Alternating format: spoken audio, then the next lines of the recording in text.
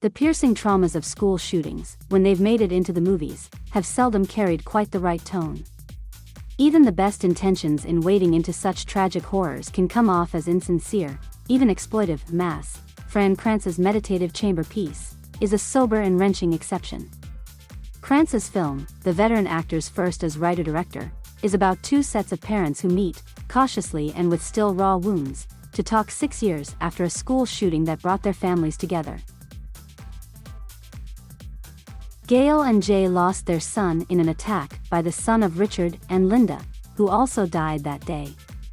Their meeting, in a nondescript church across from a broad field and snow-dusted mountains, makes up the entire film, one built around an intensely emotional dialogue of grief, regret and maybe catharsis, as performed brilliantly by a quartet of actors. We don't immediately know the reason for the get-together.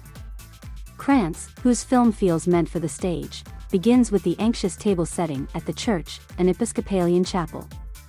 A church volunteer makes nervous preparations with a mediator who arrives in advance for a meeting that's never specified, as if it's too sensitive to even voice. In its restrained way, Mass makes an argument for carefully creating a space, literally and figuratively, for speaking about the unspeakable. I don't know if I can do it, Gail tells her husband as they arrive. I don't know if I can say it. Once they're all seated, the talk is initially timid and polite. For us, the sense that we're slowly moving closer to an iceberg of grief only grows. It's the first time they've met, but, as we gather in small allusions, they've been through years of public debate. Lawsuits, not between them but from other families of victims, have limited what Richard, a clinical analyzer of the situation, the only one in a business suit, and Linda, a soulful, soft-spoken woman with sensitive, sad eyes, have previously been able to say. She and Gail have written each other before. But slowly the pitch rises. Tell me about your son. Because he killed my son. The anguished dialogue flows remarkably naturally, even as all struggle to articulate their feelings. Jay and Gail fight to hold down their rage. The fraught conversation sometimes slides into familiar debate points about guns, video games, and mental health, but it mostly steers toward grasping at some understanding. Why did he do it? Could they have done better as parents? Is the loss of one couple greater than the other? Is forgiveness possible?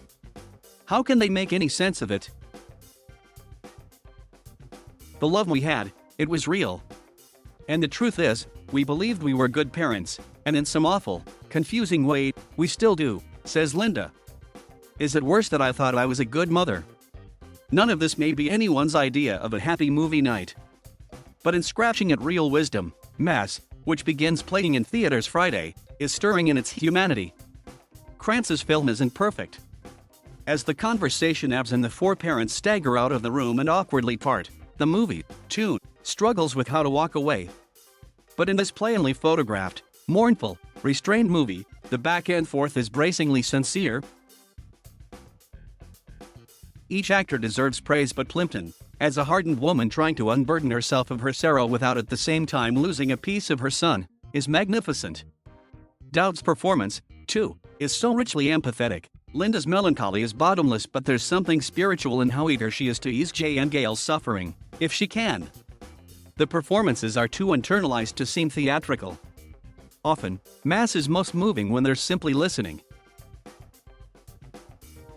Mass, a Bleecker Street release, is rated PG-13 by the Motion Picture Association of America for thematic content in brief, strong language. Running time, 110 minutes. 3.5 stars out of 4.